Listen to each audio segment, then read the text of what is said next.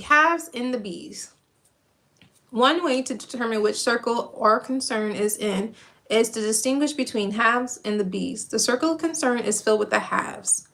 I'll be happy when I have my house paid off. If only I had a boss who wasn't such a dictator. If only I had more patient husband. If only I had more obedient kids. If I had my degree. If I could just have more time to myself. The circle of influence is filled with the bees.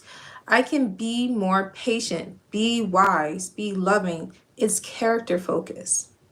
Anytime we think the problem is out there, that thought is the problem. We empower what's out there to control us. The change paradigm is outside in.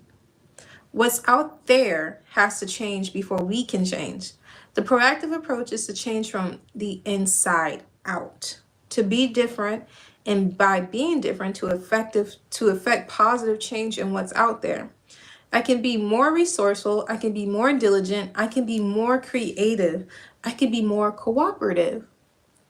One of my favorite stories is the one in the Old Testament, part of the fundamental fabric of Judeo-Christian tradition. It's the story of Joseph, who was sold into slavery in Egypt by his brothers at the age of 17. Can you imagine how easy it would have been for him to languish in self-pity as a servant of a profiteer, to focus on the weaknesses of his brother and his captors and all he didn't have? But Joseph was proactive. He worked on B, and within a short period of time, he was running the Potiphar's household. He was in charge of all the Potiphar had because the trust was so high. Then the day came when Joseph was caught in a difficult situation and refused to compromise his integrity. As a result, he was unjustly imprisoned for 13 years, but again, he was proactive. He worked on the inner circle, on being instead of having. And soon he was running the prison and eventually the entire nation of Egypt, second only to the Pharaoh. I know this idea is a dramatic paradigm shift for many people.